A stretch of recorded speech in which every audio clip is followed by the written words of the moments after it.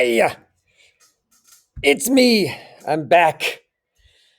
Yeah, joke of the day. What sound do porcupines make when they kiss? Ouch! Got quilled right in the eye. Ay ay ay. Well, that's what I get for playing around with porcupines. All right. Today you're going to need two of these. It's 10.2B. Thought I'd have a little evil fun today. Evil Mr. Tesher here. 10.2B energy pyramids. Ay, ay, ay. All right, let's get started. When we're talking about an energy pyramid, we're really talking about a food chain, just looking at it in a different way.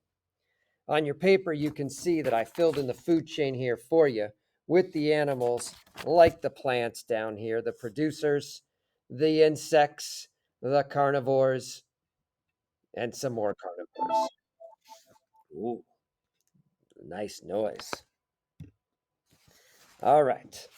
The first thing we're going to talk about today are trophic levels. And trophic means nourishment. Please make sure that you pause as necessary to fill in these ideas or these answers. The trophic level of an organism is the position it occupies in the food chain.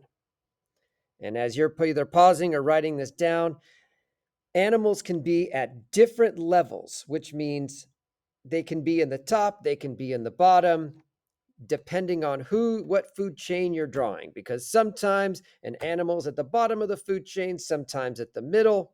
It all just depends. Trophic levels, nourishment. And there's a primary level. The first nourishers, these are the plants.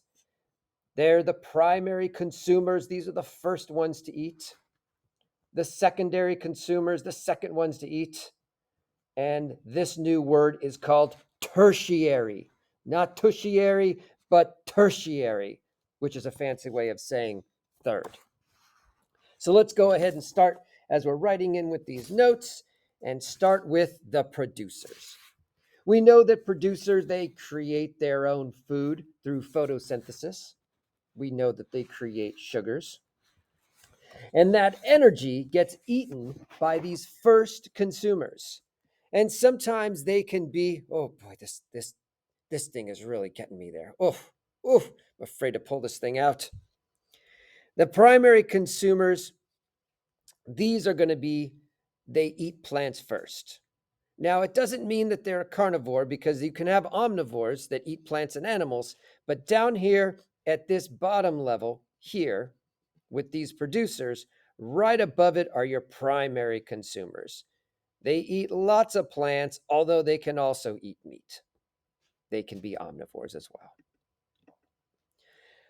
The next group, as you travel up, are your secondary consumers.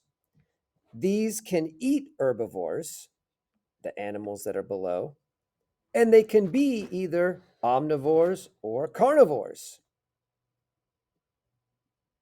The energy that the plants make, that sugar, is going to travel up through the ecosystem, and eventually it's going to reach the third level of consumers, which is tertiary. Not tertiary, but tertiary. Tertiary means third, and they are carnivores that eat other animals. You can see they're all the way up there at the top. They're tertiary consumers. They're the top carnivores. And if nothing else eats them in an ecosystem, they are known as the apex predators.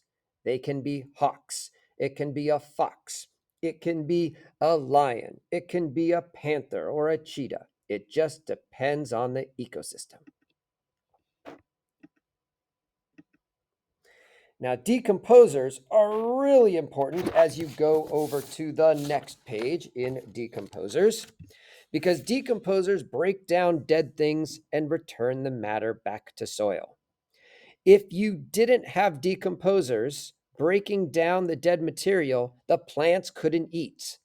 The plants can only eat the matter if it's broken down in a certain way, and that's what the decomposers do. Nothing else does that. So thank goodness for worms and insects and flies, but not porcupines, because ouch. They're also known as detrivores. So once again, we have our producers, our plants, which make energy for our primary consumers. They eat first, then your secondary consumers, which usually will eat a primary consumer, and then your tertiary consumers. And if nothing else eats that animal, what do you call it? Apex. That's right. And we have our decomposers down here that break down everything and return it to the plants. This is what we call an energy pyramid.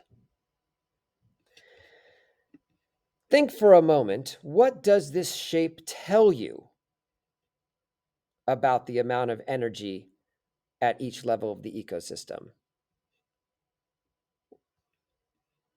Hopefully, you're able to say that the further up you go, there's less energy, there's less animals, which is true. The energy pyramid is a diagram that shows the amounts of energy in each trophic level.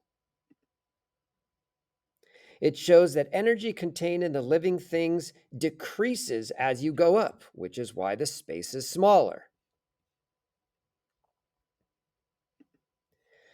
The 10% rule, which you definitely need to know, is that only 10% of the energy gets passed to the next trophic level. So as you start down with grass, ooh, I can make myself larger or smaller. Hello there. Ooh, look at that.